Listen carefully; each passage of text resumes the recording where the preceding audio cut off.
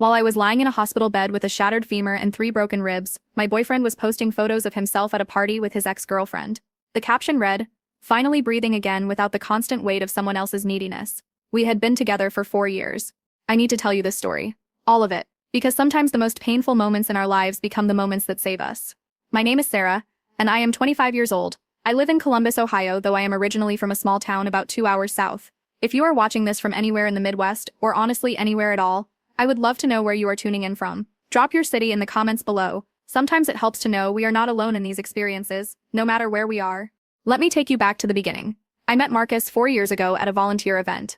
My company organized. We were renovating a community center in the Short North District. I was assigned to the painting team, and Marcus was supposedly leading the landscaping crew. He spent most of the day talking about his vision for sustainable urban gardens while the rest of us did the actual work. But there was something charming about his passion. He could make pulling weeds sound like poetry. He told me that sometimes things need to be uprooted before better things can grow. I thought he was profound. Turns out he was just really good at ripping things out and leaving nothing in their place. For 4 years, I supported Marcus while he found himself. That is what he called it. Finding himself. Apparently, finding yourself is very expensive and requires someone else to pay for everything while you do it. Marcus was between careers for about 70% of our relationship. When he did work, it was always temporary. A few weeks at a coffee shop, a month doing food delivery. 2 weeks at his friend's startup that never actually started up. Meanwhile, I worked 50 hours a week as a dental hygienist, picking up extra shifts whenever I could. The apartment we lived in was mine. Only my name was on the lease because Marcus had what he called a temporary credit situation. 4 years of temporary, he contributed to rent exactly 9 times in 4 years. I know the exact number because I kept every receipt, every bank statement, thinking someday he would pay me back when things turned around. I spent nights creating spreadsheets of our expenses while he played video games in the next room, headphones on, completely oblivious to my existence unless he was hungry. But I loved him. Or I loved who I thought he could become. Every time he smiled at me, every time he held my hand, every time he promised that next month would be different, I believed him. Love makes you do that. It makes you see potential where there is only emptiness. The accident happened on a Tuesday evening in March. I was driving home from work, exhausted from a 10-hour shift. I remember stopping at the red light on High Street. I remember the radio playing that new Taylor Swift song. Then I remember nothing until I woke up in the hospital. A drunk driver had slammed into my Honda Civic at 60 miles per hour. The doctors told me I was lucky. My femur was shattered in 2 places, 3 ribs broken, a severe concussion, internal bruising. But I was alive. Marcus visited me once in the 8 days I was in the hospital. He stayed for 15 minutes. He said hospitals made him anxious, that the smell reminded him of his grandmother's death. He needed to process this trauma in his own space. His trauma, while I was lying there with metal rods being surgically placed in my leg, he needed space to process his feelings about my accident. My best friend Emma stayed with me every single night. She slept in that torture device they call a chair. She helped me to the bathroom when I was too proud to call the nurses. She smuggled in real food from that Thai place I love on Parsons Avenue. She washed my hair in the sink because I could not shower. She held my hand when the pain was so bad I could not breathe. That is love, not the poetry and promises. The showing up. On day 5 in the hospital, Emma was scrolling through her phone when her face changed. She tried to hide it, but I know her too well. When I asked what was wrong, she said it was nothing. But nothing does not make your best friend look like she wants to commit murder. I grabbed her phone. There it was. Instagram. Marcus at a house party, his arm around his ex-girlfriend Jessica. The caption, "Finally breathing again without the constant weight of someone else's neediness." 4 years. 4 years of my life. My money, my energy, my love. And while I was learning to breathe through the pain of broken bones, he was celebrating his freedom from my neediness. The neediness of expecting a partner to visit you in the hospital. The neediness of thinking someone who claimed to love you might actually care that you almost died. I did not cry. Not then. I just stared at that photo and felt something inside me shift. Like tectonic plates realigning. Like every excuse I had ever made for him suddenly crumbling. Emma started to say something, but I held up my hand. I needed to think. That is when I remembered something important. Something that would change everything.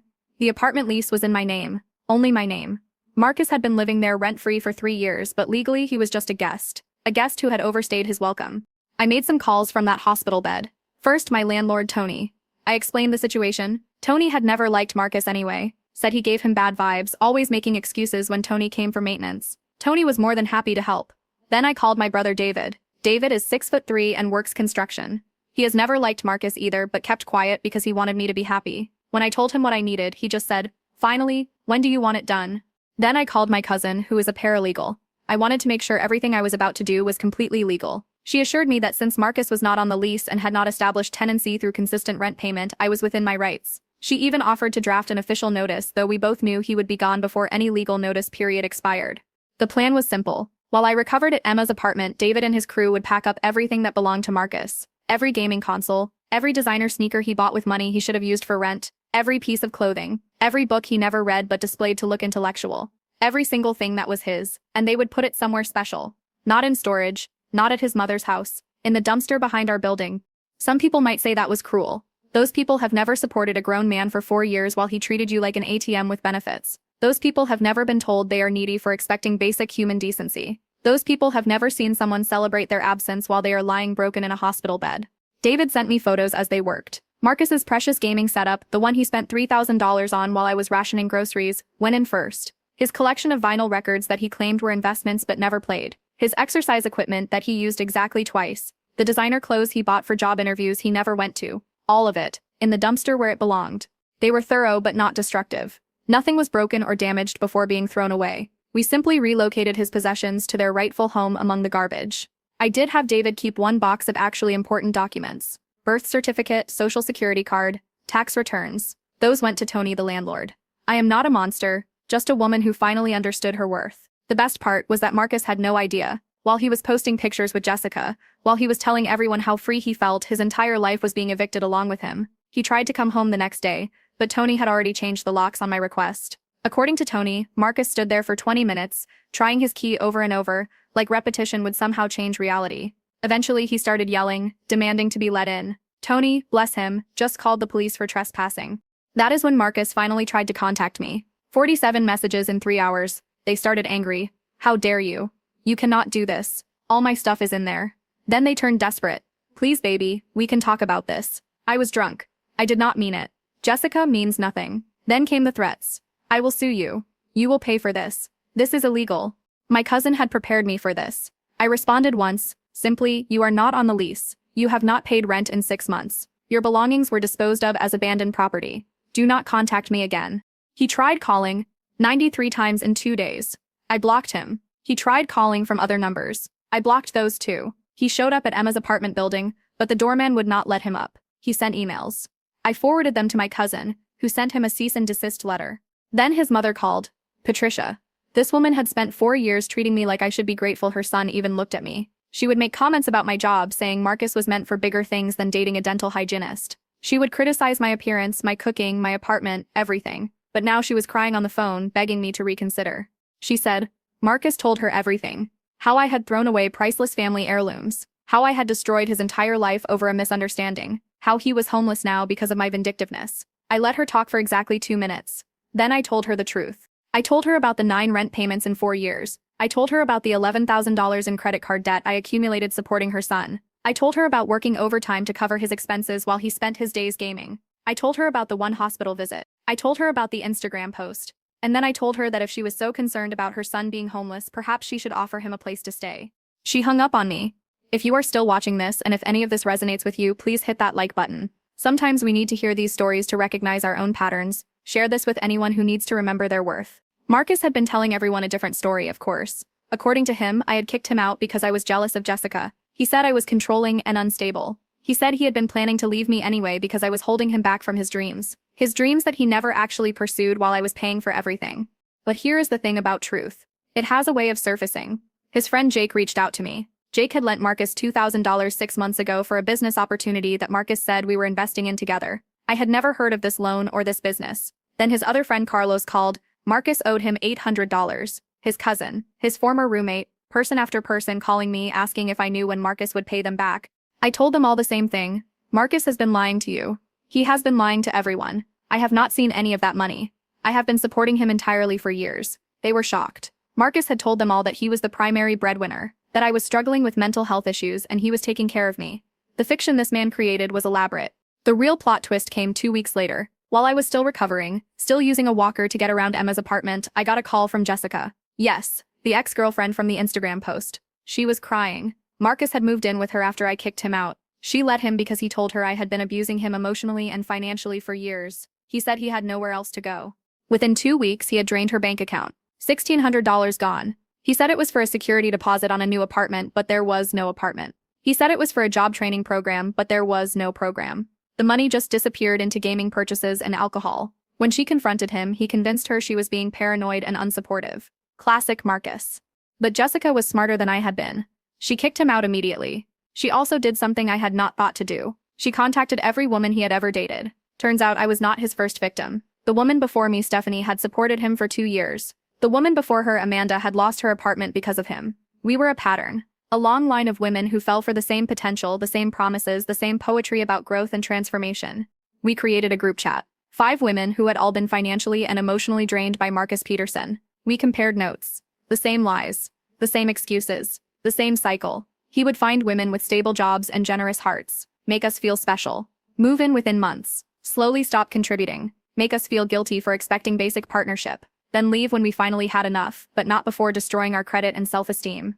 One of the women, Amanda, mentioned something that made my blood run cold. Marcus had been fired from his last real job for stealing from the company. Not money, but equipment. Laptops, phones, office supplies. He had convinced her it was a misunderstanding. But now she realized it was a pattern. Everything was a pattern with Marcus. That is when I made a decision that some people might judge me for. Marcus had recently gotten a new job. A real job with a financial planning firm downtown. The irony of Marcus giving anyone financial advice was not lost on me.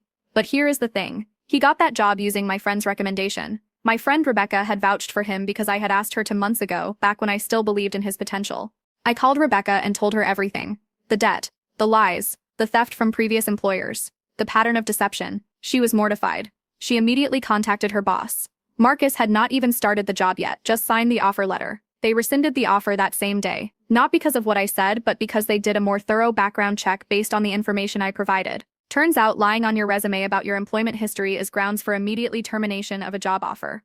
Marcus found out, of course. This time he did not call or text. He showed up at my actual job.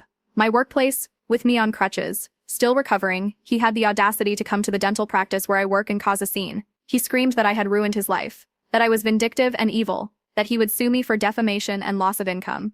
My boss, Dr. Chen, called the police. Marcus was escorted out in handcuffs. Not arrested, just removed and banned from the property. But everyone saw, all my coworkers, all the patients. Everyone saw what kind of man I had wasted 4 years on. I should have been embarrassed, but I was not. I was free. The legal threats never materialized, of course. What lawyer would take his case? With what money would he pay them? The last I heard from Patricia, his mother, she had refused to let him move back home after learning about the money he had stolen from his friends. Even she had finally reached her limit. It has been 6 months now since the accident. 6 months since that Instagram post that changed everything. My leg has healed, though I still have bad days when the weather changes. I have a scar that runs from my knee to my hip. I call it my freedom scar. It reminds me that sometimes we need to be broken before we can rebuild ourselves properly. I moved into a new apartment last month. A studio, smaller than my old place, but it is mine. Every piece of furniture, every dish, every picture on the wall was chosen by me, paid for by me. There are no gaming consoles, no piles of expensive sneakers that never get worn, no man-child making promises he will never keep. Just me, my books, and a small succulent garden on the windowsill. I started therapy. Real therapy. Not just venting to Emma over wine. My therapist helped me understand that I was not stupid for staying so long. I was hopeful. I was generous. I was loving. These are not flaws. The flaw was in someone who took advantage of those qualities. The flaw was in someone who saw my kindness as weakness. I also started dating again. Nothing serious yet, just coffee dates and walks in the park. But now I know what to look for.